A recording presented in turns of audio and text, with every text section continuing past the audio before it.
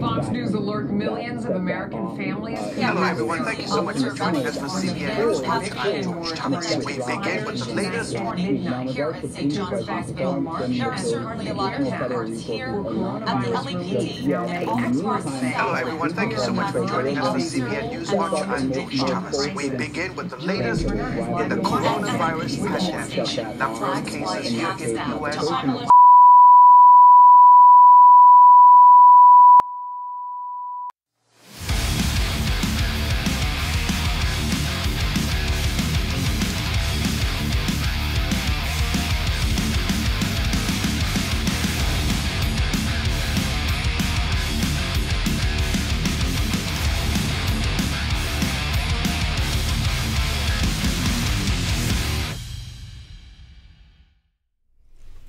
Welcome to Rise to Liberty Podcast, the best podcast you've never heard of, fighting for free speech and spreading the message of liberty.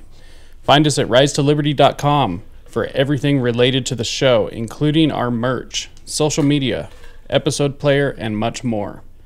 risetoliberty.com/blue dress for a piece of merchandise that a portion of the proceeds will be donated to SaveTheChildren.org to help fight child trafficking. I have a very special guest on today. He is a very accomplished man. He holds a bachelor's degree in political science from Columbia University and a master's of science in human performance from the University of Florida. He excelled in playing sports at both schools, which allowed him to work with the tennis, golf programs, and the national championship men's basketball team. He went on and became the strength and conditioning coordinator for VCU basketball. As a raw power lifter, he has best of 640 squat, which I had to include because I absolutely love that. I thought that was great. 400 bench press and a 700 deadlift. Dude, that's so epic. I'm made to pull, dude. I got orangutan arms.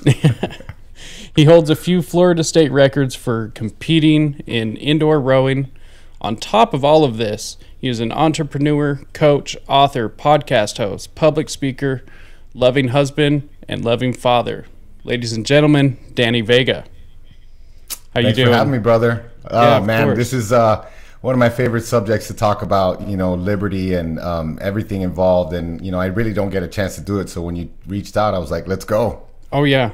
Yeah. So you're Cuban, and yeah, for anyone living under a rock for the past 60, 70 years, Cuba is communist. And under Fidel Castro, they had the Cuban Revolution, thanks to him and a bunch of believers, including Che Guevara, that monster. And now we are witnessing the collapse of this system. There seems to be a media blackout, which is one of the biggest reasons I'm talking about it. And we're seeing some true horrors down there. What do you know of what's going on? Man, look, I grew up listening to this stuff from my parents. They were so focused on really helping me understand, like, what communism is. My parents, my dad came over at 14 years old. So he was there for 9 years of it. My mom came a little bit earlier. She was there for 5 years of it. And, so obviously growing up, we always learned about, most beautiful beaches. We had the first department store even before the United States did. The Cuba was by far the furthest developed country in Latin America. And so now, fast forward to now, there's a bunch in between there, man. I got stories for days. That's why my wife and I, when they said 2 weeks to slow the spread last year, we were like, no, because these things get a foothold. And then, of course, they spread like a disgusting cancer, and you look at what's happening around the world. And it's this just apathy that happens. And unfortunately, it's easier to stop these problems before they start than, winding it back. But what's happened in the last 3 years. It started with, there's a movement in Cuba called the San Ysidro Movement, which was, you know, the thing is, like, first I'll just say that in Cuba, because in college, I remember, you know, I went to Columbia University, which, you know, it's pretty much the most liberal university in the country, or most progressive, if you want to use a proper term for today. And, you know, I remember learning in, you know, as in orientation, they were like, you know, we're all about sharing ideas. And so obviously every chance I got, I would do comparative politics stuff. You know, I was a big on international politics and looking at this stuff. And, you know, I remember writing these papers, and you could see the vitriol and the marks on the paper. You could see the hatred and just these ideologues that, you know, they're in these little areas where, you know, they can say whatever they want. They're never going to get fired, and they impose their will on students. And of course, these students read garbage, and, you know, they're so well read on garbage. But, you know, what I used to say, because there's a phrase in Cuba that says no es fácil, you know, no es fácil. It's not easy. And so back in the day, when things got really bad in the 70s, and then there were periods there, like in the 2000s, it got pretty decent, because they started to, you know, really, they realized that they needed extra money, because you just can't, you know, the quote, you end up running out of other people's money. So they pretty much kind of like legalized prostitution, and they were just taxing that, and they turned their eyes away from, like, there's the paladares, which are like the black market restaurants that would be in people's houses, where people could, you know, buy good food and things like that. But back then it was all about survival. You know, people didn't talk about politics because they didn't have the luxury. But it gets to a point when it's life and death, and that's what started to happen. Thank God for, you know, the arts community, you know, the music, the art, the, you know, Cuban rap and all this stuff that really started to, that's what it's called, the San Ysidro Movement. They started to put out this stuff, and I remember, get goosebumps, because I just remember, you know, VPNs started making their way into Cuba. People started to see, and that's what I talk about when I talk about the collapse of the Soviet Union. You know, it had nothing to do with, you know, the arms race, and obviously, you know, they did bankrupt themselves, but really what I think, you know, helped bring that liberty in was people started to see around the world that there's a better way, that there's something called freedom, and wow, you know, look, you can be free. And that's what I think started to happen with the San Ysidro movement. So they did the typical predictable stuff that any, you know, tyrant would do, and they start, you know, disappearing people, they start, you know, putting people in prison. And then it just got to a point where, when you think about what happened worldwide with this man-made economic collapse around the world, Cuba, I mean, imagine if you're at the bottom of the barrel and you're already scraping by and you're eating rodents and you're trying to make things, you know, just work. It gets to a point where, you know, like, it's like, I remember people just saying, look, I'd rather get killed if I'm going to get one good meal before I die. You know, like, I'm going to risk my life for a good meal. I'm going to risk my life. I have nothing left to live, you know, for, I'm completely dehumanized. And that's what started to happen. And then, of course, it came to a head this year in July, when we really started to see, and man, let me tell you, as a Cuban American, you know, growing up, it was like every single time there was a rumor that Castro died, there'd be people in the streets, you know, banging pots and pans and like, just like making, you know, in Miami, which is, you know, Cuba. I mean, we've created our own little Americanized culture. It's a little bit different, but you know, we at our hearts, like when I go to Cuba, last time I was there was 2018. It's like speaking with family, man. You talk the same, you look the same, you know, and like, it's crazy. Like, these people are so good. You know, I remember I brought as much cash as I could, and I just was handing out cash. And had I known back then how important it was to get cell phones in people's hands, I mean, I got cell phones laying in the junk drawer, you know, like I could have given these people, and I didn't know at the time. But, you know, at the end of the day, we had given out all our cash. We didn't have anything to pay for anything, and we we ran into these guys that had come over from, I don't know if it was Matanzas or somewhere else. They're not allowed to sell in Havana, but Havana's the only place, like that's where people are concentrated. So you risk your life, you go out there. The thing is, nothing is guaranteed. So if you're selling something out there and you have property, it's like, do not pass go, do not collect $200. They relocate you, they take away whatever house you have, whatever you've built for yourself, and they put you in these disgusting project housing. And these guys were so good that they gave my kids pastelitos, like pastries, and I was like, man, I don't have any money, please don't do that, and they were like, no, man, this is like family. And it breaks my heart, man. I can't tell you how many times I've cried about this, because it's just so terrible, and I don't know what's gonna happen, because either there's gonna be a vacuum and then that's unstable and dangerous, or there's really very little chance of a violent revolt. And I'm a fan of even though it's unrealistic, allowing Cuban Americans. I mean, we got a good 5,000 to 7,000 hard hitting, like same thing, what's this guy said in Pulp Fictions, like, some people wielding some pipes and some people, well-trained people too, that can go in there and literally, do something. But that's never going to happen because of geopolitics and because, we have, someone who's really shouldn't be fit to work at all, running the country, or whoever else is really pulling the strings. So that's where we're at now, man. Yeah, it's crazy. I mean, I'm sure you saw how U.S. media was covering what was going on. They didn't have access to COVID vaccines and everyone was freaking out. Yeah, that's what it is. It's the COVID vaccines. They don't have access to vaccines. It's the sanctions. That's what I heard a lot. It's that's the thing. Yeah, that's what. It's the sanctions upsetting these people.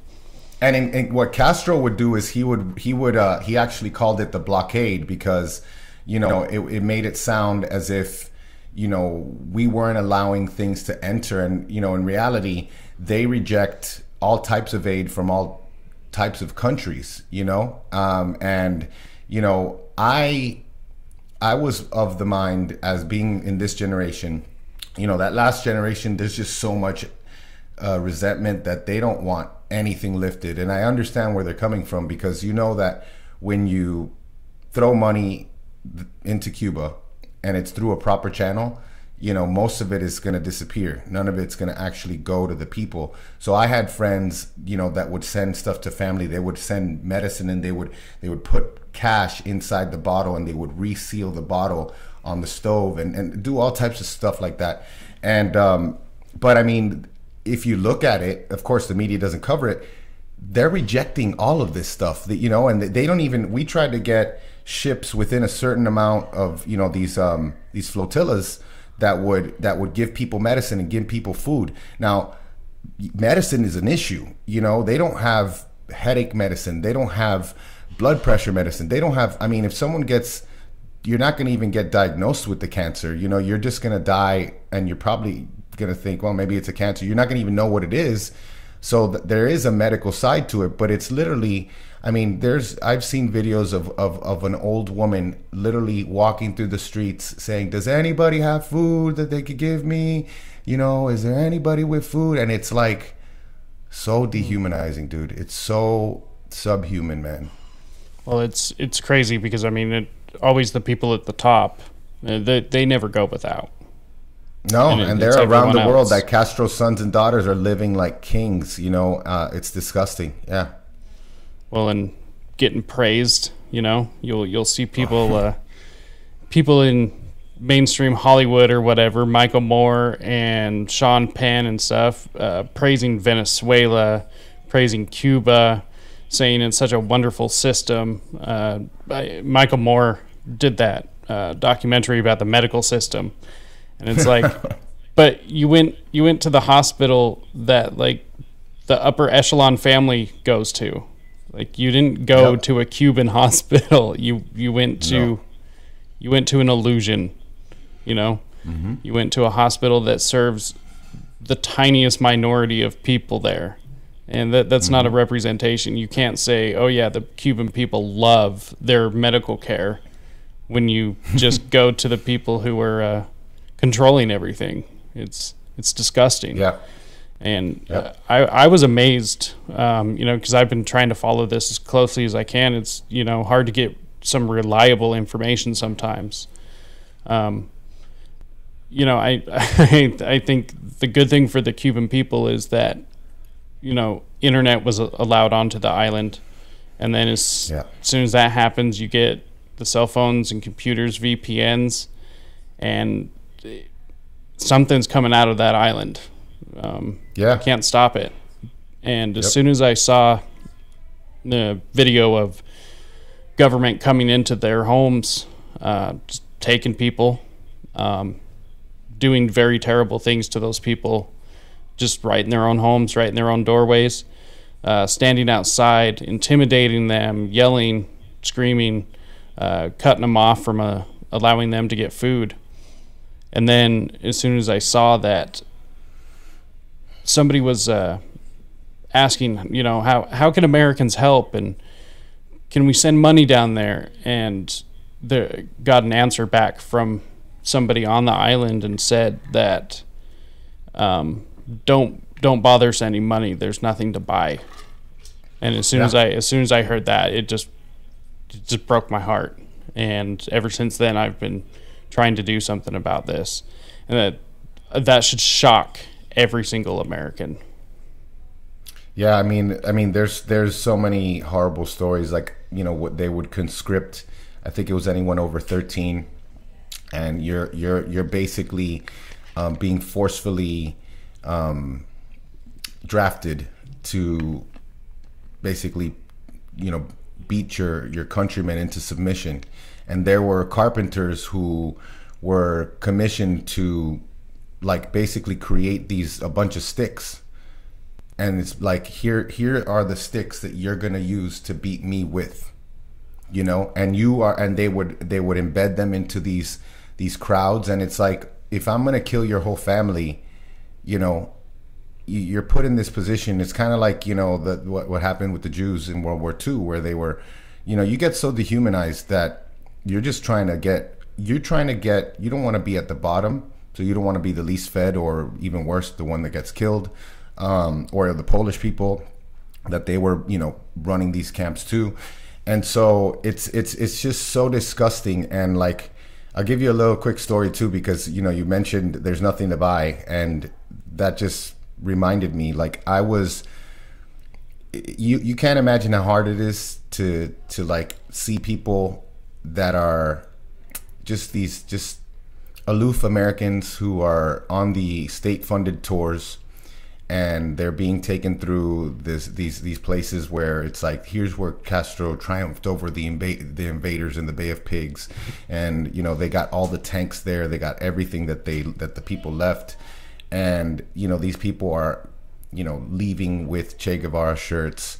And one guy was like, I didn't say anything, because I just was like, if I did, I would have gotten into a million fights. It's like, this guy's like, these Cubans sure do love their classic cars. I'm thinking to myself, dude, this is not by choice. Like, up until like the mid 2000s, actually, I had a friend who had just come from Cuba, and he's big into cars, and they started to allow, parts to come in. So these people were having illegal drag racing over there, which was kind of cool. But like, we were on a tour that was by a private company that came in after Obama, at the end of his administration, released some of these restrictions. And I honestly was so excited about that. And my dad was, I didn't trust what my dad was saying, because all he does is watch Fox News, and he's like, well, this is a terrible deal.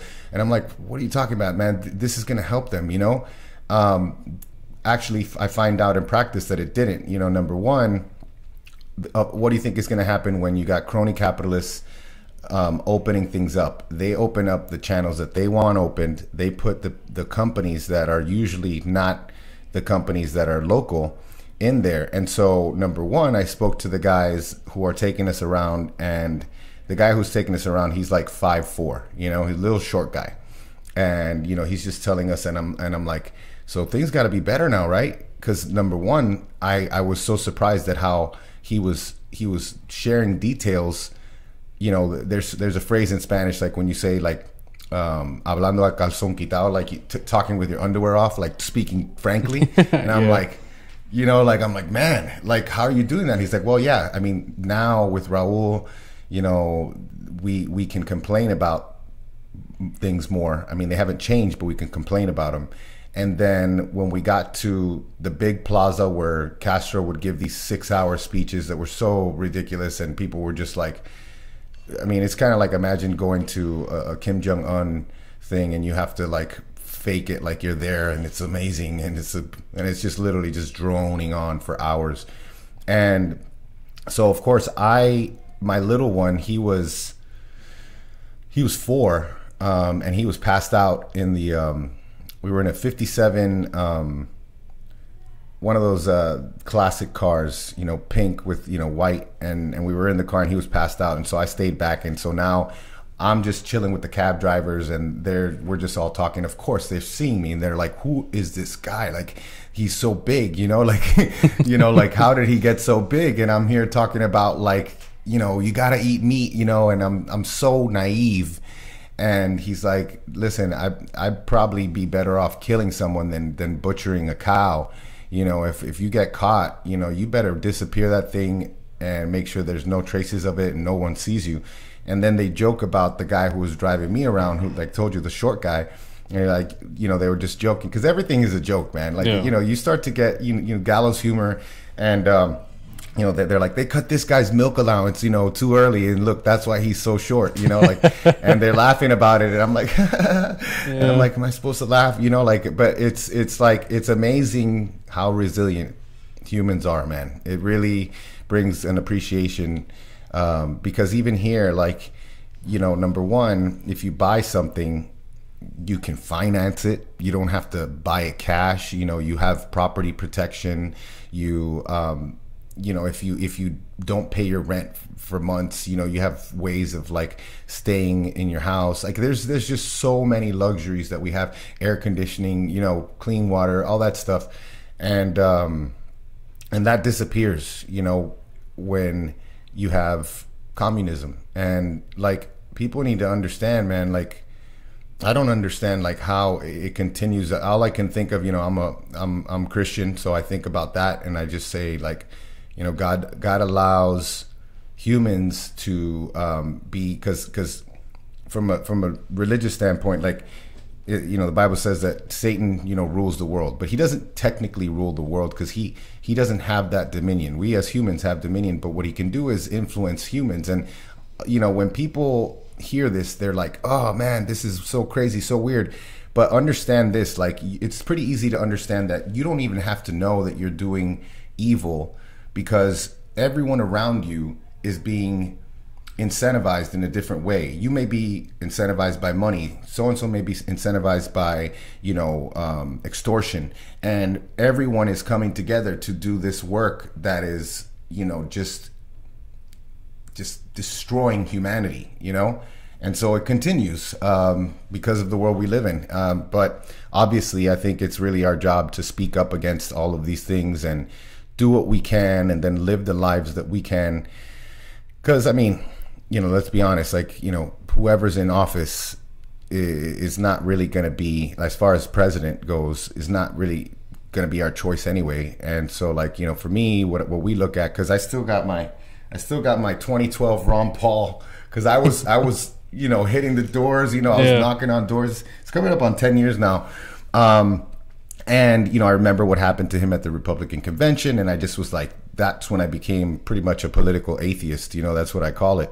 You know, obviously politics doesn't solve anything, but, you know, what you could do is, you know, practice nullification, you know, engage in these like parallel economies, you know, bartering, and when it comes to issues like, you know, freedom and the ability to homeschool, those issues come up in my state. You know, I'm all about it, you know, but people don't understand that. And like, people are saying, you know, I hope Ron DeSantis runs for president because he's our governor. Yeah. I'm like, please don't leave. I want to keep this guy here. Yeah, no, you know? he's a great he's governor. Doing a good job. Stay there. you know? Yeah. Yeah, it's really interesting. I mean, you mentioned being a Christian. I mean, one of the fundamental, I guess, pillars of communism or socialism is the rejection of all religion, because the state is your religion at that point. You have to worship the party. The party's what matter. And it's really interesting. I mean, I'm a millennial, so you know, sorry everyone for my generation.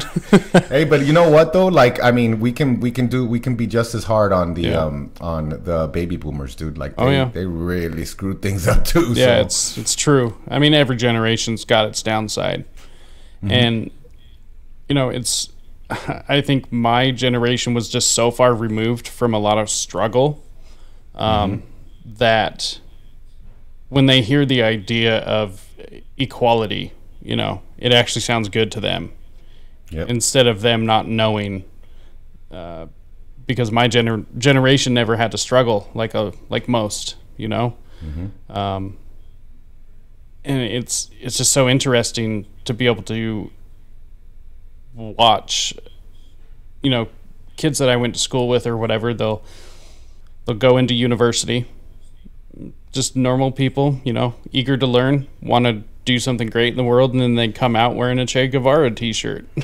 Yeah, man. And it's a so joke. It's like, do you guys realize that man was a monster, killed children for fun, like, and gay people, you know, I mean, black people, I mean, he was a monster, man. And then Castro had him killed, you know, like he put him wherever he was. I think it was Bolivia, where he got killed, you know, fighting the good fight, of course. No, because you always gotta raise up those icons, you know. Exactly. And that's even more than Stalin did. Stalin would just, you know, disappear you, erase you, never speak about you ever again. So, and anyone that did, literally take you out of the pictures.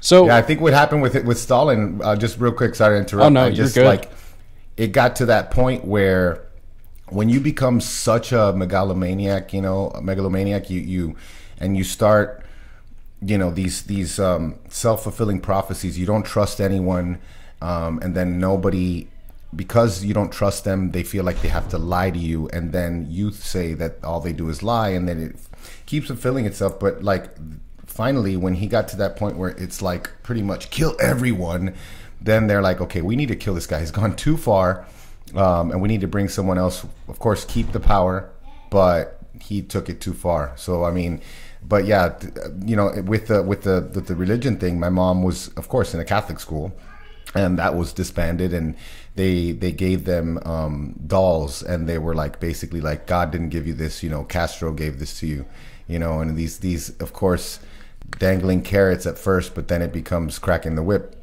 later, you know. Yeah, it's honestly rough to see. You know, if you zoom out and look at things, you know, a little bit further, it's kind of interesting. I see a lot of social engineering, a lot of things being pushed, social manipulation, if you will, of certain ideas that definitely set the course for socialism, communism, to be so welcomed. Pretty much like it never had been before in the United States. And now we've got so many people calling for it. You got organizations like Black Lives Matter, which is such an emotional manipulation. It's like, of course, Black Lives Matter. Nobody's arguing that, and that's what I believe is so devious about it. Is that to go against them, they can just call you racist, and it's like, no, you're talking about destroying capitalism. You're not talking about like the equal rights of people with different skin color. You know, like you're talking about communism, and then, you know, oh, you're just a racist. It's like, you have no argument, is what you're telling me. You know. Yeah. So what parallels do you see in between what's happened in Cuba and what's going on now? Well, I think, was it Trotsky or one of these guys in the early 1900s who really found that idea of race. That was a really powerful idea that they could use.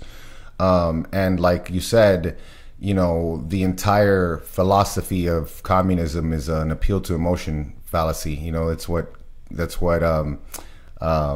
Marx did, and he was, of course, all these people are all freeloaders. He never did anything, he never built anything, always lived off of others.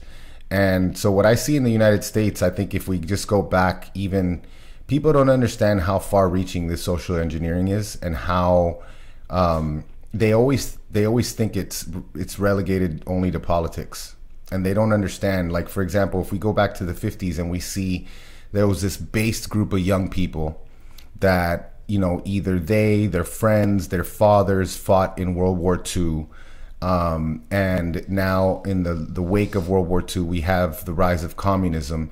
And then people in our government are talking about, going to Vietnam and all this stuff. And, that this is like, they're like, this is ridiculous, and we're talking about people like you and I, whether they're professionals or entrepreneurs, and,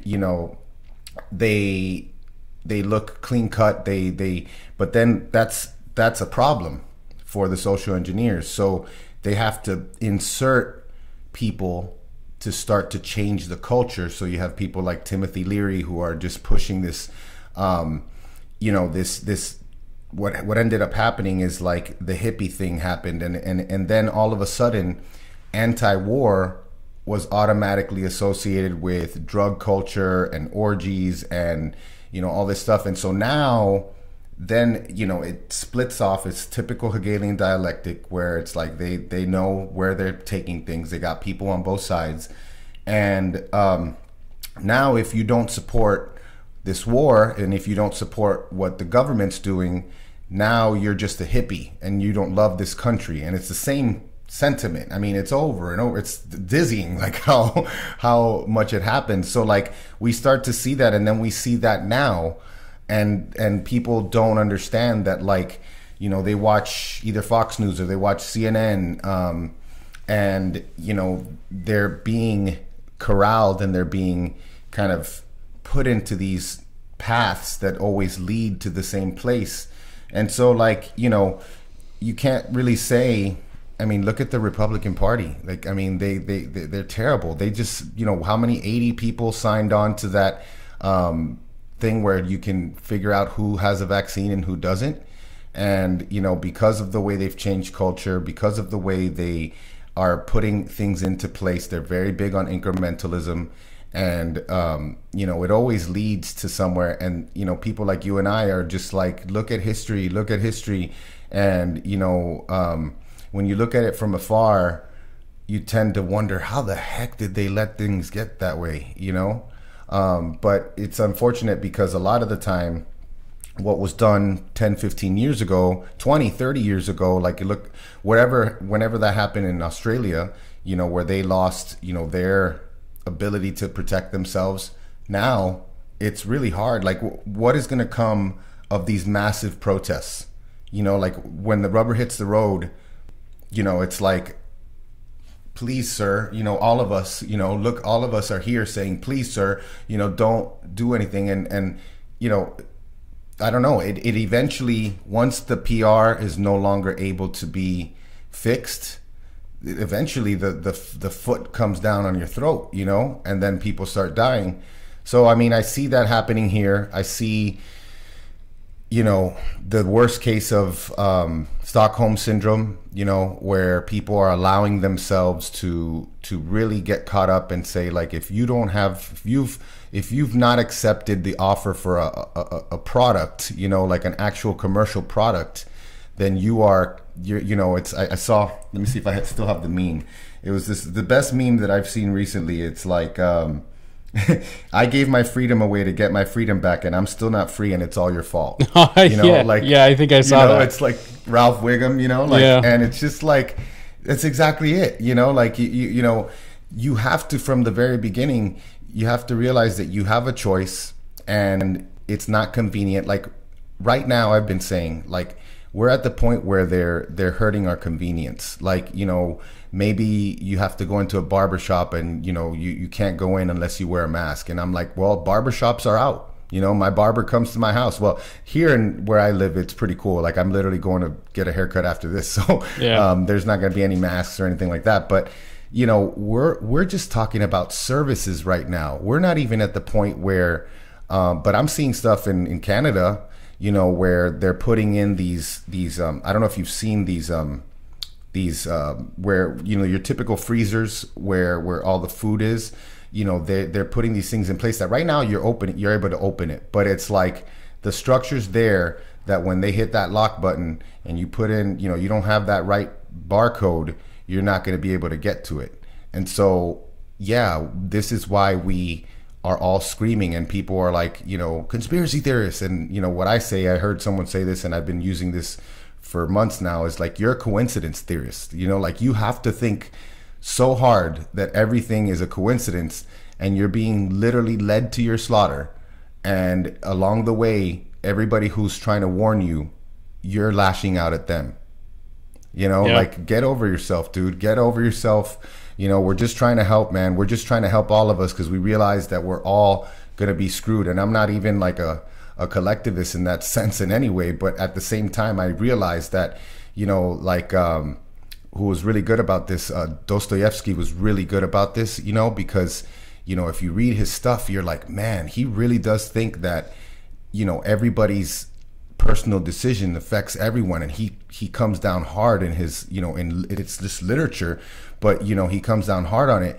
But then you really start to see as it plays out, like, that's really what's happening. Like, you know, get your crap in order, you know, and do your part just in your little circle, in your little area, to stand your ground, because these, like we saw what's happening around the world, like, all of a sudden curfews and lockdowns, you know, and things like that sounds like prisoners, you know, that sounds like a prison, like a worldwide prison.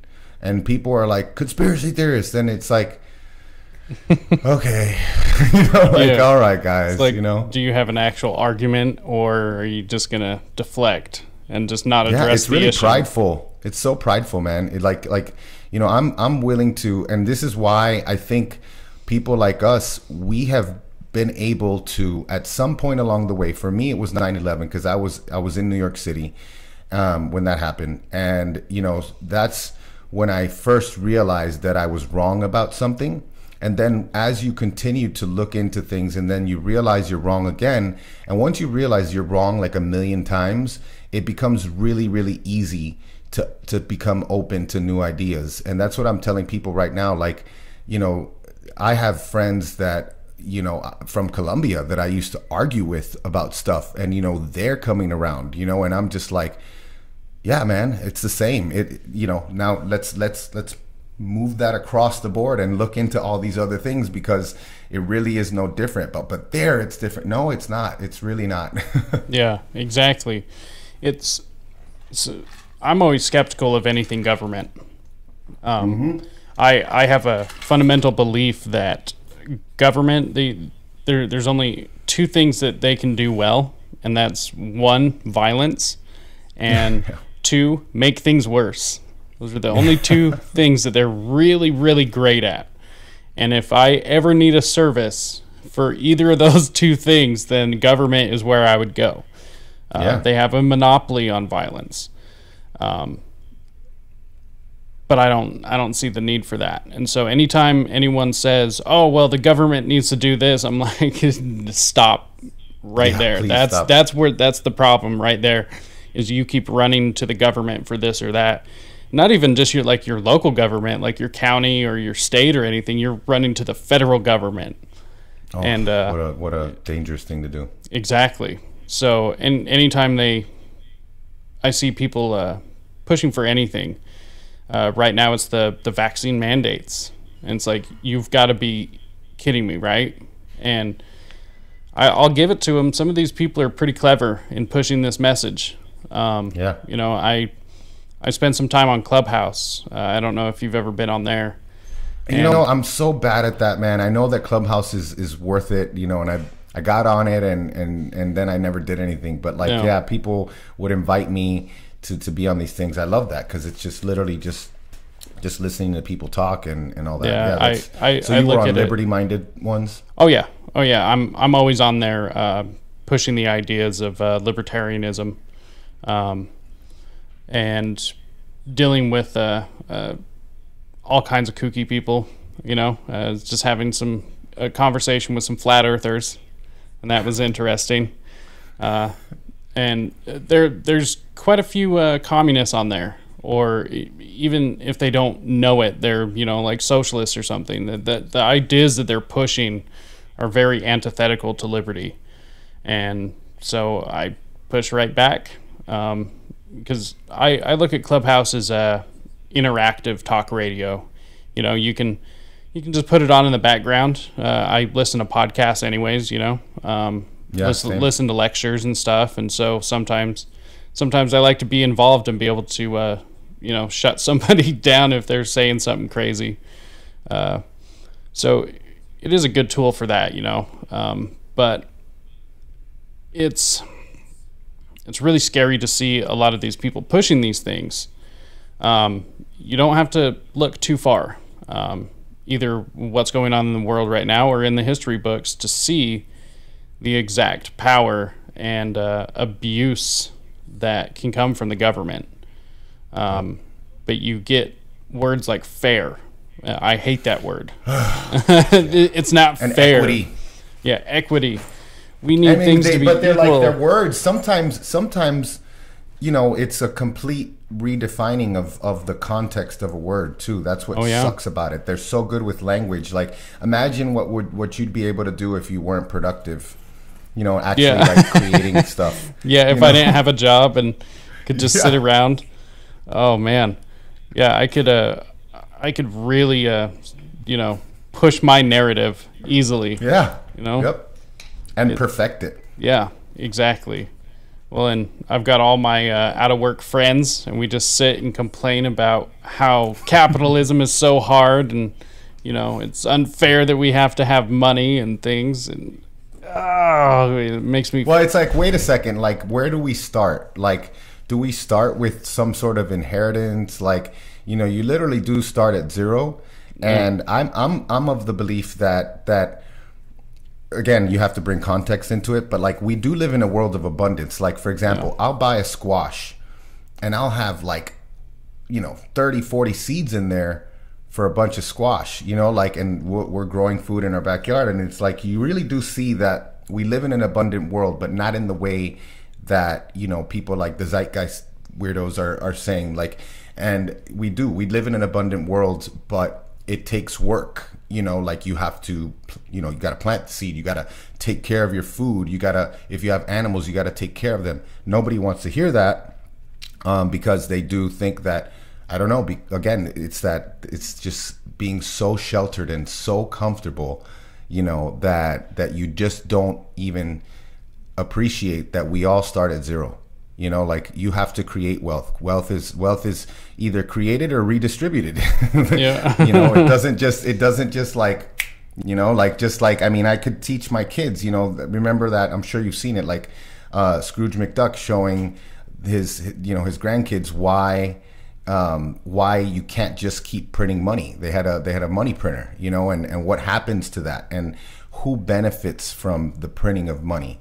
So there's a lot of good stuff. Like, I'm sure you've heard. Have you ever heard of the Tuttle Twins series? Oh yeah. Yeah, love him. We had Connor Boyack on the podcast. You know, like, I love what he did back in the day when he was at the 10th Amendment Center. He fought a lot of battles and won a lot of battles for the state of Utah. But these are the ways that we battle these things. Like, and like, we have what's his name? What's the website? Now I don't remember because I haven't been on it so long.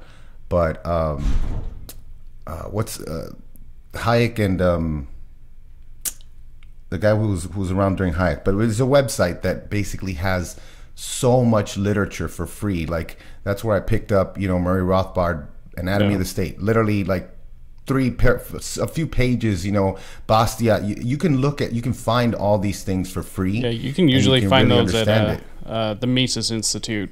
There you go, Mises.org. Yeah, that's what I was thinking of. Hayek and Mises, you know, Road to Serfdom, you know, like, and obviously we're not given those books in school. We're given Keynesian books, and people are learning all types of equations that really give them this false sense that economies can be managed and prices can be fixed and wages can be fixed. And, you know, like, it's just so comical when you look at, since the creation of the Federal Reserve, it's literally what has destroyed the dollar, you know, like, and its express purpose supposedly was to manage inflation and manage, you know, all of these things. So I hope, you know, new people listen, you know, that's the goal, because I know a lot of the people that are listening are probably your typical audience are, you know, nodding their head vigorously, but like, how do we, I like the idea of there's a certain type of person that has to do this. This is why with my boys, we're really big on, you know, the trivium and the quadrivium,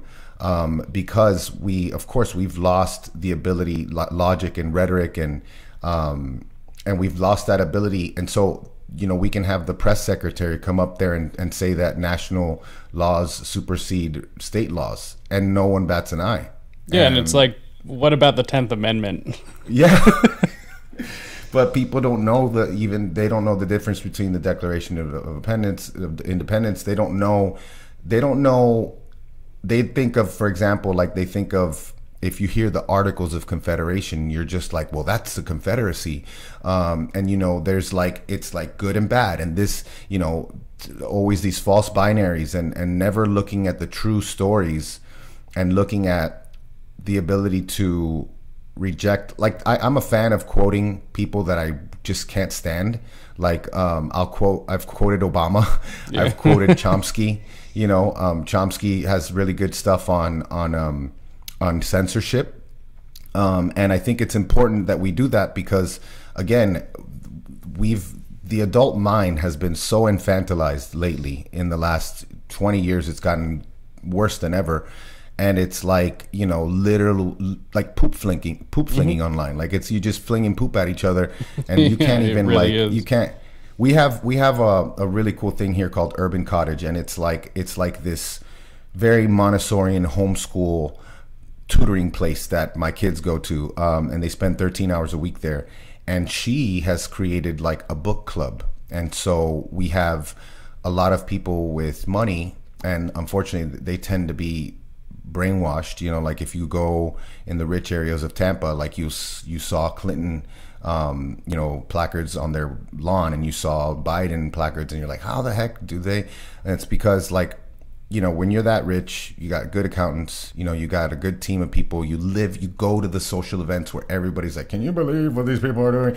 You know, and it's like, they don't live in a reality, you know, and they don't understand that, like, it's so funny how just the narrative of like these rich elites that are claiming, and unfortunately the poorest of us are the ones that are victim to that, because the middle class is the ones that are like, you know, out there working, you know, and not saying that the poor aren't, but like, because of their situation, they become so vulnerable to the messages that are being pushed. And I mean, it happens with the black community here. Like, you know, I go to a predominantly black church, and my pastor is in Hillary Clinton's book, Why I Lost. She's credits him as one of the reasons, because he was out here campaigning against her with the abortion issue, and that was a big factor for her.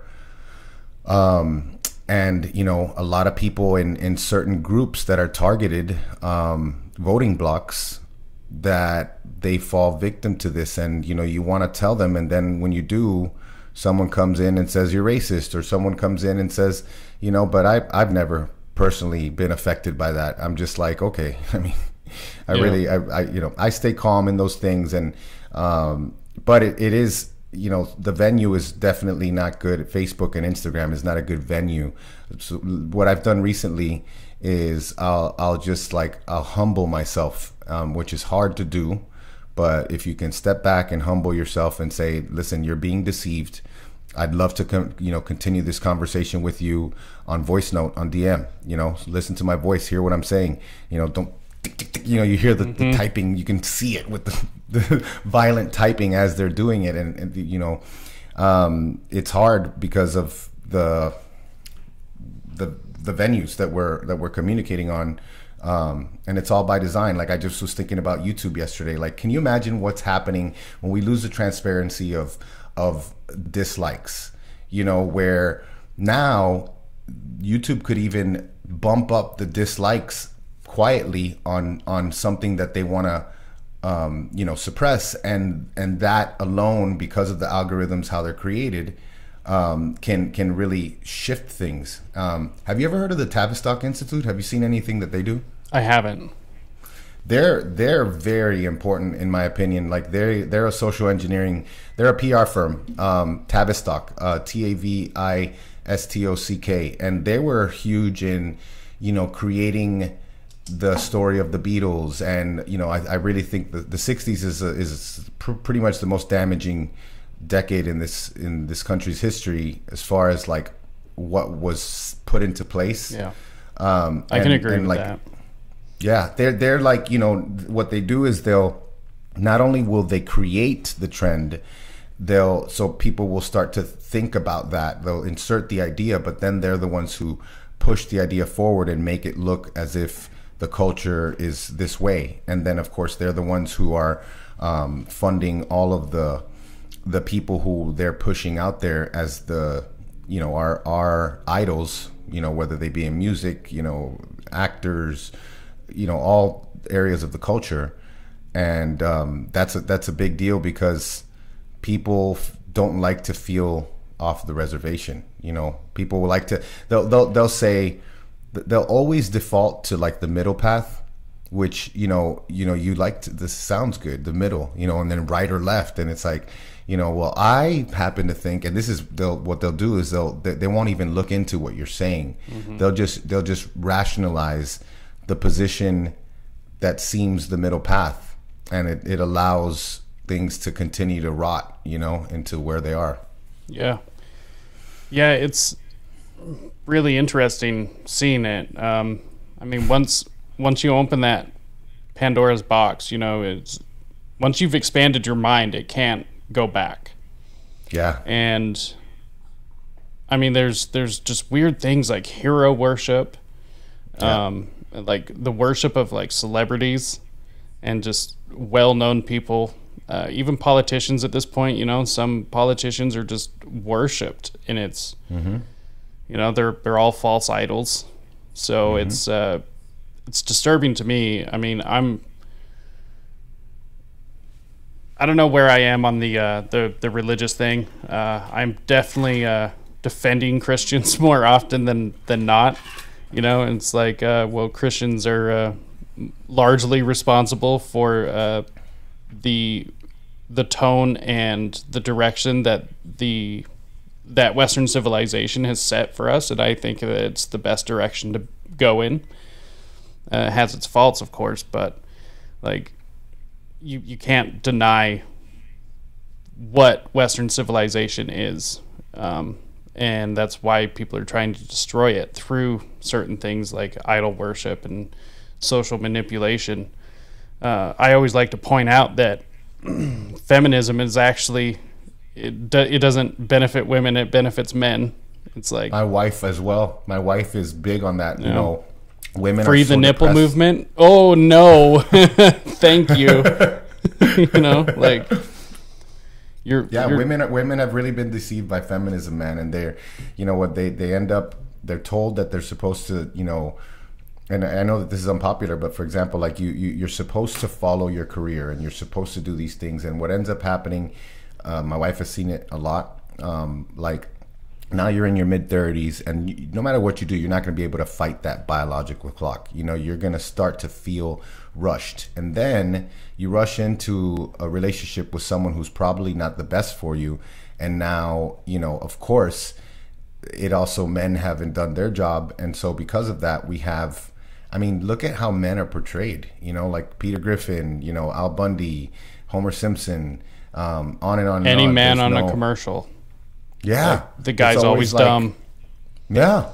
And I mean, it's not cool. Like women, I mean, my wife, I know for a fact, I mean, it's not normal, but I mean, she's very happy, and we have traditional roles in our house. And, but yeah, that's a whole other big lie. And when you look at that, like look at Gloria Steinem and the fact that she was CIA and, you know, like all these people are, I find it so weird that we've come to a point where it's no longer cool to be punk rock. It's no longer cool to be, a rebel. It's cool to fall in line. And if you're a rebel, that's the thing that's not cool. And that is so weird to me, because it wasn't like that. You know, it was never like that. You know, even just 5 years ago, you know, the left was screaming about massive corporations and stuff, and now they're shilling for them. Yeah, and I'm like, I'm with them. Like if a corporation gets too big, it's rarely ever natural. It's always because of some sort of lobbying that happened that, you know, either kept the little guy out through regulations or, you know, gave him favorable, whether it was, subsidies or something like that. And, you know, I'm with that, you know, because that's really, when you look at the corporation as we see it, it really is an evil thing now. Yeah. But it's, you know, I have a corporation, I'm incorporated, you know, I'm not evil, but we're not talking about all of them. And that's the problem where, you know, those they diverge, and it's like all corporations are bad. Well, how am I going to protect my assets? How am I going to, you know, make sure that you know, I have, you know, a framework where I can predict and make good decisions. And you know, people don't even know what the calculation problem is. You know, like where people, you know, when something's not your assets, you know, how are you going to know? That's why government cheese is so expensive. That's why government anything is so expensive. You know, so it's brutal. You know, one issue I see is people not understanding basic economics. It's not taught in schools. You know, I was never taught economics in school. Everything I know I had to learn after school. It's just reading outside books. Of it. Yeah. So that's like one of the biggest issues I see right there. And I get into this argument a lot. It's always the corporations, like they just don't care. And I'm like, well, okay, that's kind of not true, but I see what you mean, and I agree with you. Like there's certain companies that are way too big, and there's no competition for them. That's the issue. There's no competition for them, and it's because the government shut it out. They've regulated it to the point where trying to start a competing business is pointless, or it takes way too much capital that the only people that can afford it are the mega rich. And so that plus government subsidies, so we're paying for these, you know, with our stolen money, and you know, they get all these tax breaks and everything, and it's like, well, that was government's playing favoritism and allowing these corporations to get this big. So it's not like that's just the way corporate America runs, you know. And yeah, it's a dog-eat-dog world, but it's a little bit different when the government's in your favor, and Congress has buys a lot of your stock and makes money from your business being successful, so they, you know, enact laws in favor of.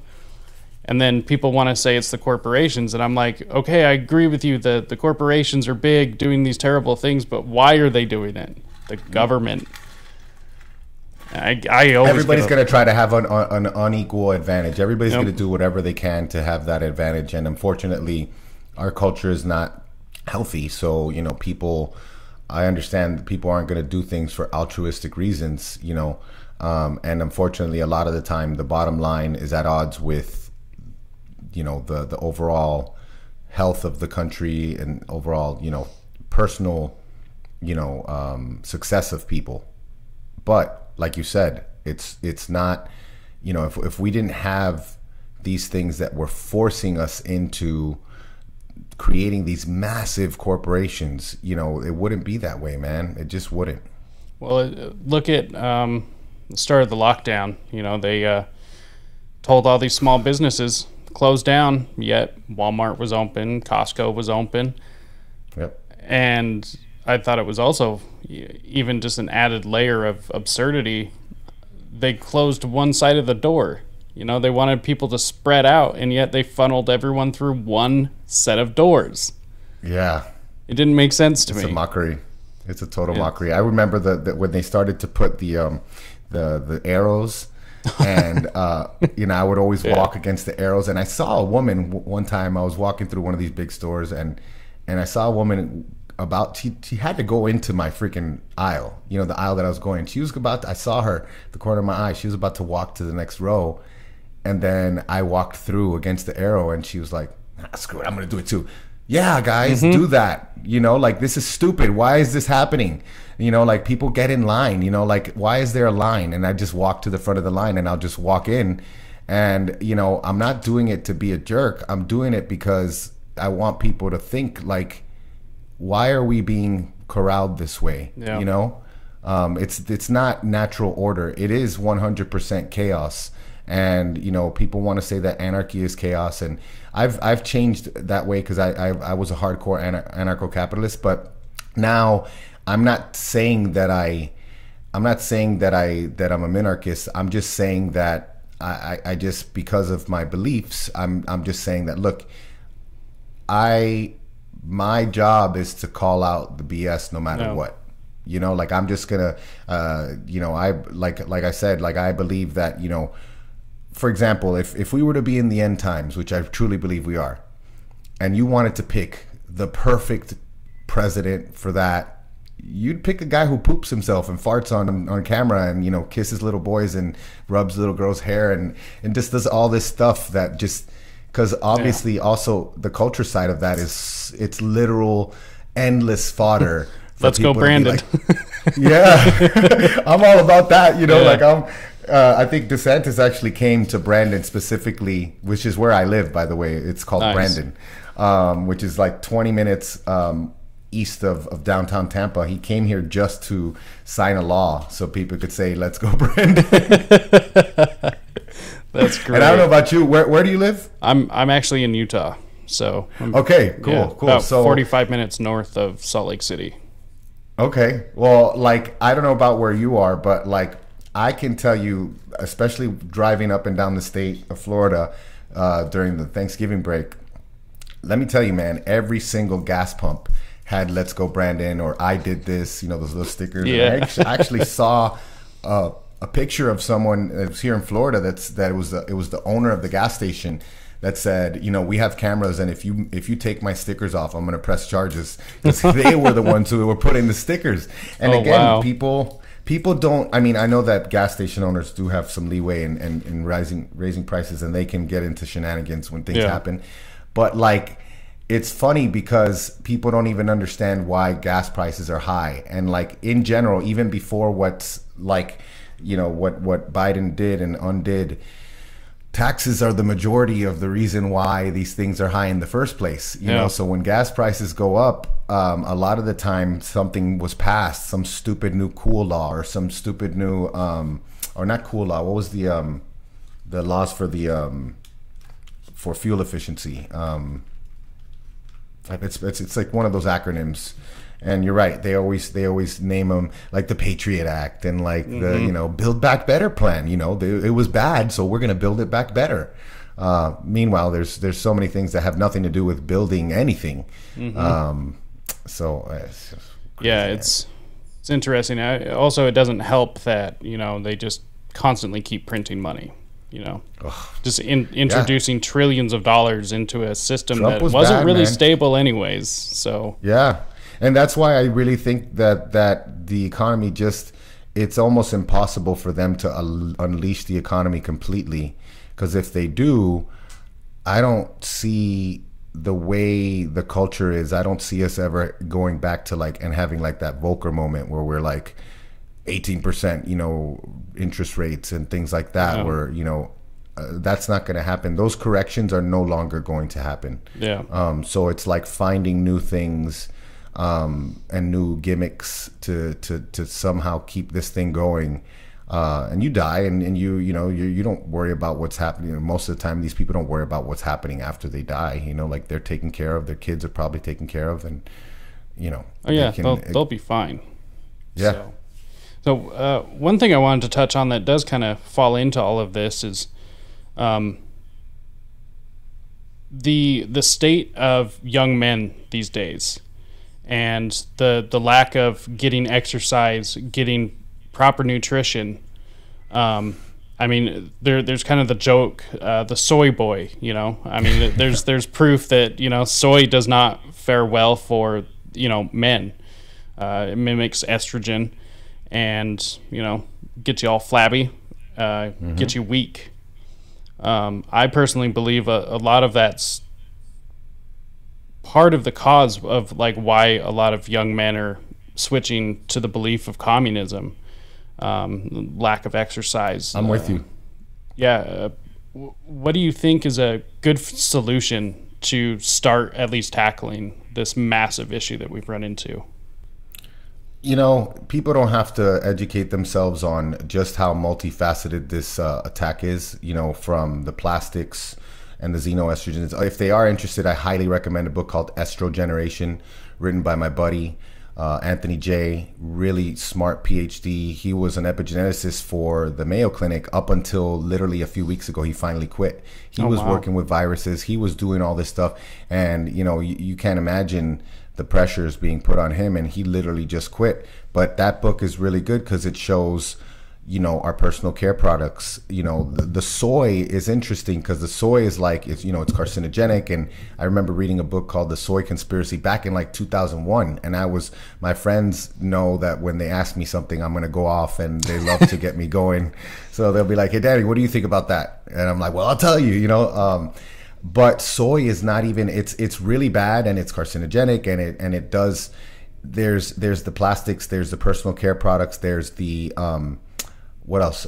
There's our house cleaning products. There's so many things that are feminizing us. And if you go into the scientific community, like I mentioned, Anthony, his peers, some of them aren't even, they're creating euphemisms for scientific terms. So for example, if you look at the study that showed that 4 generations later, a frog that was exposed to some of these things had become feminized, and that's a scientific term, and they change it to birth defects. And it's well, no, you literally put an epigenetic mark on that animal's DNA that literally changed the line forever. Because once you get to the 4th generation, you can no longer say that. It's literally it's permanent. And so the other thing is my buddy Mike has been big on this, high intensity health, Mike Mutzel. When he came and visited me 3 years ago to do an interview, I like to talk about mindset. I like to talk about this topic as well. And he's like, well, what comes first? And I truly believe that if your diet's not in order, you're not going to have those insights. You're just not, and so it is true that you become completely unable to awaken to realities, and you just become so much more vulnerable to every wind of new gimmicks and new weird philosophies. So I think the number one thing is to nail down these big bucket items. Definitely have a mindful practice as far as having a morning routine, planning out your day. Don't just go with the wind of what's happening that day. So for me, it's an hour and a half long process. Focus on how you're going to manage stress, focus on your sleep, eat lots of animal protein, because again, they like to talk about this whole vegan agenda and this whole, climate change agenda. Like I said, as a Christian, I'm a fan. I believe that we're given this land and we have to manage it and we need to take care of it.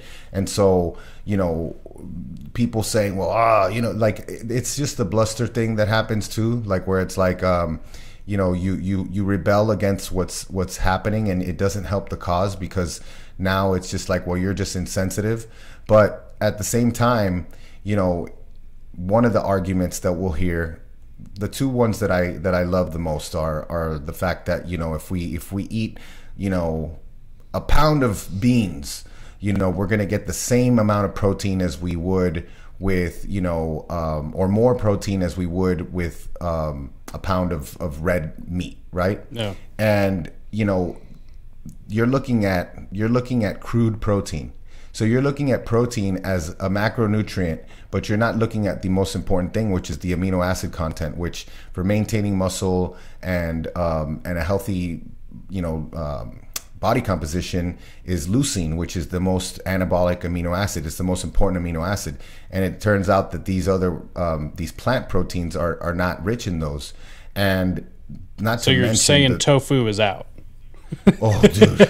Oh my gosh.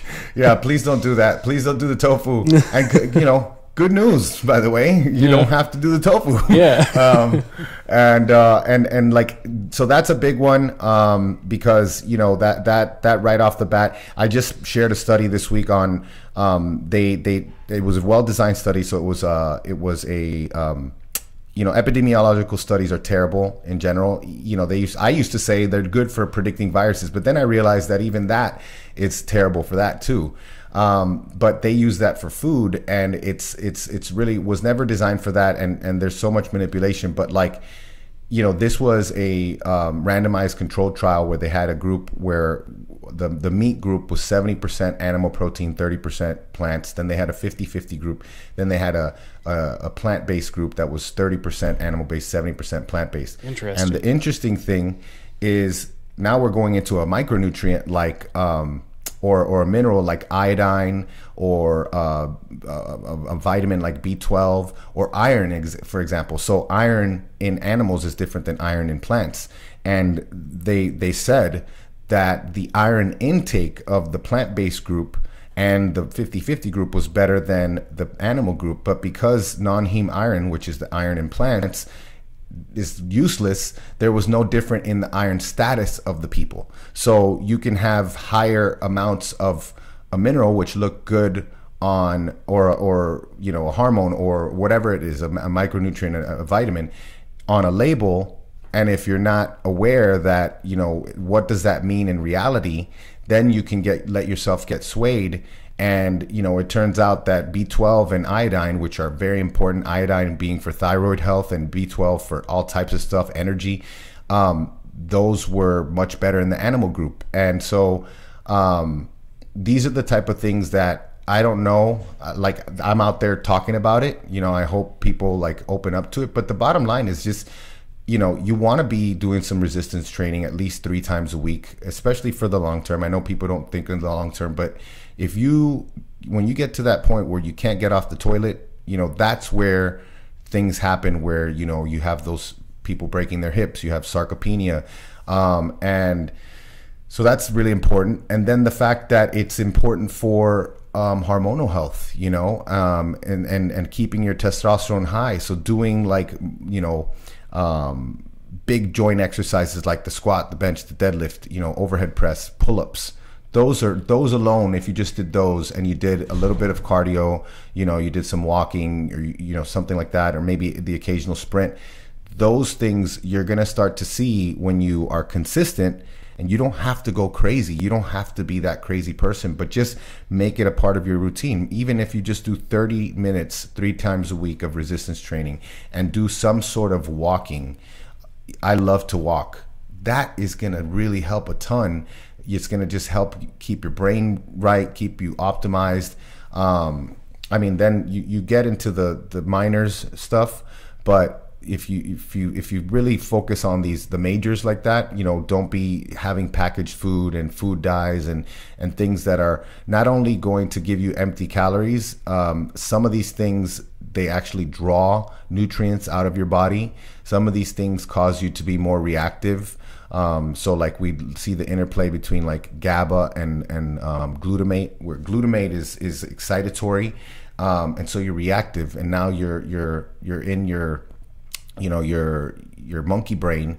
You're not really able to think rationally. And it's amazing how the social engineers understand this, but the average person doesn't. And it's almost becomes impossible to do when you don't do these things. But once you do, it's so funny how your views change, you know, like even your political views, you know? Yeah, it's really interesting. I mean, I've always been a big meat eater. As I've gotten older and, you know, tried to pay more attention to my diet, what I'm putting into my body, you know, because you get out what you put in. And that's the one, like I'll pinch pennies in several places, but I'm not going to skimp on the food. Like I'm going to get good quality food. Same with us. Like that's it. I just think it's so important. Like I'll do anything to save a penny, but not on food. Like, yeah, I mean, 100%. I try to go out of my way to go buy from, you know, meat from local farmers, you know, fantastic. Try to help that too. Yeah. Try to help that local economy. Not to mention, I mean, I see people buying produce or any kind of meat product from like Walmart. And I'm like, first of all, why are you shopping at Walmart? Yep. Second of all, you are like ingesting just like pesticides, herbicides, just chemical, all the dyes in the meat and stuff. And to a make lot it of look those are pretty. xenoestrogens too. Yeah. Believe it or not, like the glyphosate has, you know, a lot of those things are that. And, you know, you mentioned the local farmer, the local rancher. Those people are ready to step up their production, you know, in response to a demand. And their supply chains are very, very not complicated versus these things that are flying in your produce from around the world to keep you eating things that you wouldn't have regularly eaten in a more traditional society where, you know, your body changes with the seasons, the produce changes with the seasons. You know, there's periods where there's little produce, you know. And I find it interesting, you know, that the Nordic countries, a lot of them have the tallest people in the world because historically they have, you know, had to eat lots of meat in the winter because there ain't nothing growing in that ground. Now, obviously, everything changes. Even the Inuits, those people are getting really unhealthy because they've fallen prey to this globalization of just food being, you know, shipped around the world. You know? Yeah. Well, and a lot of their environments being destroyed. That as well. You know, absolutely. And it's hard to live on a fish diet when there's no fish. You know. Yep. So it's really interesting. One thing that, because, you know, once again, skeptical of all things government on my end, and one of the things I hate the most, I'm so irritated that we were taught this in school, was the food pyramid. Oh my gosh. Yeah. Like it obviously there was an agenda set up behind that. As I got older, what really tipped me off to it was actually one of my awakening moments was I was reading a book about Bruce Lee and a lot of his training regimen and how his diet was structured. And I was like, well, of course, that makes sense. It's literally all of it's balanced. There's not really more than anything that you really need, instead of this like grain heavy diet, you know, bread heavy diet. And it shocked me. I was like, wow, I can't believe this. Look at the bread aisle, you know, when you go to a grocery store and it's the entire aisle of bread. Yeah. You know. Yeah. It's interesting. I think it's having a very negative effect on the youth of America. Oh yeah. A lot of people are overweight. A lot of people are depressed.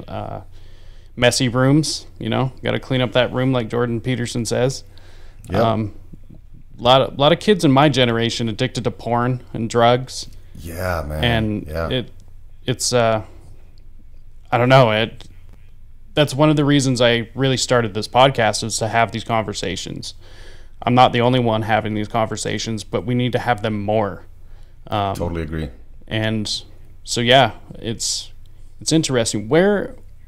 So if somebody does find themselves in this position, you know, they're depressed, they're not eating well, they're not sleeping well, you know, porn issues or whatever, where would you recommend starting?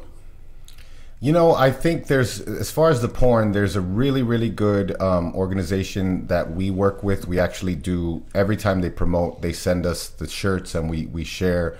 It's called Fight the New Drug. And Fight the New Drug is a non-religious organization. They focus on how it impacts your relationships, how it impacts your brain. Dr. Daniel Amen is really, he is the pioneer when it comes to the SPECT scan, which is showing like brain activity and blood flow to certain areas of, and like you start to see like how porn is, you know, just as bad or worse than an addiction to drugs. And, you know, how porn causes erectile dysfunction, and how, you know, unfortunately, the average person is exposed at 8. And so by the time they're 20, they're getting into some weird, really weird stuff, you know, because it's always escalating, you know, just like any addiction. And, you know, this is everywhere. This is in 50% of the men that go to church are watching porn. So that's a really big one. What was the other ones that you mentioned? Just the depression diets and stuff? The diets, the depression, and things like that. Just where to get started to become more manly, and you know. I think like, you know, people are used to consuming podcasts and videos. My buddy Vinny Tortorich, he has a series of films called Fat, a documentary, part 1, part 2, and part 3.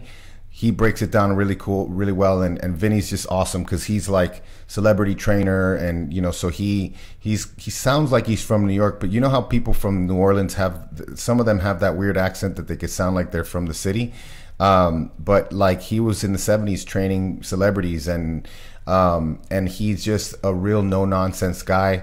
Like I can recommend all types of more, you know, books that are going to be scientific, but like, you know, I love this book. I don't know if I have it there that I could see it, but the Ketogenic Bible. And I love the Ketogenic Bible. You know, I'm careful because it's such a hot button word, but if you're looking at this podcast, if you're watching it, I mean, I'm in great shape, and I've been doing a ketogenic diet since 2016. How is it that I still weigh, you know, 218 pounds? I walk around lean all the time. I can work out really hard. You don't have to go ketogenic, but like you definitely need to cut out your sugar. You definitely need to eat real food. But the Ketogenic Bible, I love it because it'll show you every single aspect from the disease states, you know, the chronic diseases that can be easily prevented, all the way to the performance side. I do truly believe that it's one of those things that everybody should try at least once for like a good 2 to 3 months, and then even, you know, building in a phase every year where you do ketogenic, preferably probably in the winter, you know, because it makes sense with our microbiome, you know, our gut bugs, they change as the seasons change, you know, and you know, it does make sense that in the summer we'd be able to eat more carbs. In the winter we wouldn't, because historically, and just looking at your genetics, you can get 23andMe. You don't have to put your real name because, you know, obviously don't want the Chinese getting it. Yeah, whether it's the Chinese or us, our government, you know, like patenting you and finding a way to, but like you can put Mickey Mouse on there, and it's important because it doesn't tell you the full story. It doesn't say, it's not a death sentence, because back in the day, even when I was in grad school, it was all like, you know, if you have this gene, you're screwed. It's not true, because of epigenetics is the way they express themselves. So you can literally within 24 hours, just by changing your lifestyle, you can turn off bad genes, turn on good genes. That's important because that helps.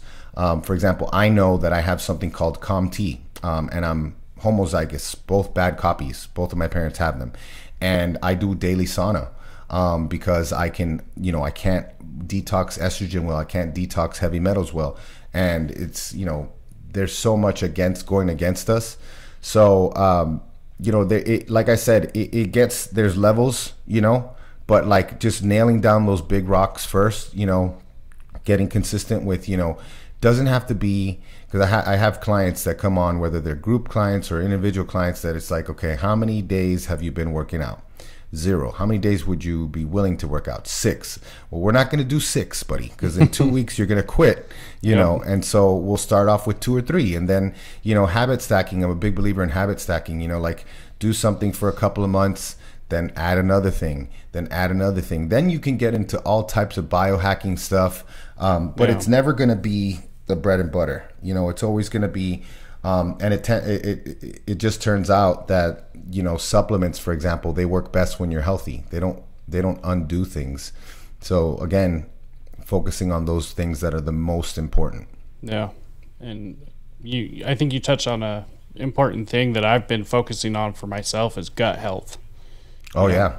Probiotics, prebiotics, and things that feed them. Yeah, your intestinal tract and everything. Like, if you can eat the best food in the world, but if you're not absorbing the nutrients, it doesn't matter. So yeah, you're not what you eat, you are what you absorb. You know, and so like you need to understand, certain things like off the top of my head, like eating, drinking carbonated water or carbonated drinks with your meals is going to lower your stomach acid. You're not going to be able to assimilate that. You know, starting a new diet, it's always probably a good idea to have some enzymes in there to help your gut start to break that food down.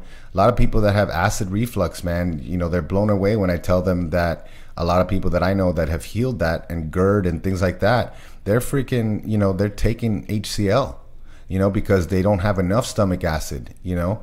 And so like when that food is backed up and it's not breaking down, it's going to come right back up and burn your esophagus, you know. So I mean, I'm not this is not medical advice. I just like to share what people do. But you know, by no means talk to your doctor. Yeah, 100%. You know, that's in my email, you know, response. It's automatically like, you know, that's covering my butt. But like seriously, it is interesting how almost to every single rule that they create, or every single piece of advice, like question all of it. And you know, the people that have, fortune favors the bold, you know, the people who have gone out of their way, who've been desperate enough to try these things that sound crazy, tend to have really good results, and then they become evangelists for it, you know. Yeah, it's crazy. Yeah, that's great.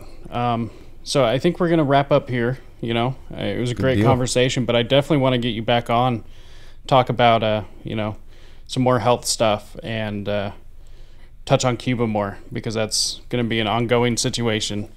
And man, anytime. I love this stuff. This is a great way to spend my morning, man. So like, thank you. I haven't, you know, like I'll talk. My buddy Raymond, we did a live on this a few months back, and like, you know, back in the Ron Paul days, it was so funny. Like I had more time, and it was like, there's a status on such and such thread, let's go crush him together, you know. And it's like a 1-2 punch, and like, you know, or we would have conversations when I was in Miami, when I lived in Miami, and it's good to have these conversations. It's good to keep sharpening the saw, and but also understanding that we're going to make so much more of an impact locally, and with our example. Because, you know, I always like to say, like, I like to talk about my marriage, because my marriage is awesome.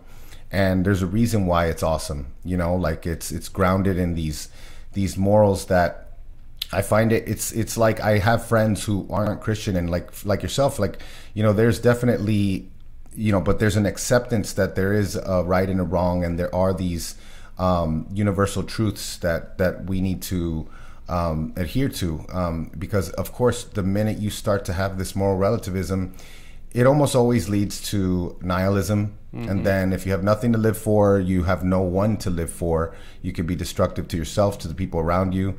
And, you know, you mentioned Jordan Peterson. He talks about that all the time. This postmodern world has become so diseased because of that. You know, like we don't have these things, and we don't have these morals anymore.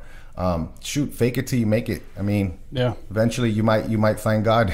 Yeah, exactly. You know what I mean? Like you just, And if you're in nature, like the Bible talks about this, and people, I look at hunters and, you know, outdoors people and farmers, they are so chill, you know, because they are in nature.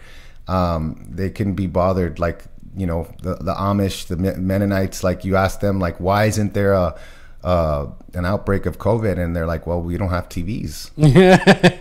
Yeah, of course, that's there's simple. No outbreak when there's no TVs. Yeah, exactly. You know, I was actually a farmer, vegetable farmer for many years. Oh, cool. Yeah, it was the most rewarding job I've ever had, and I would still be doing it if there was any money in it.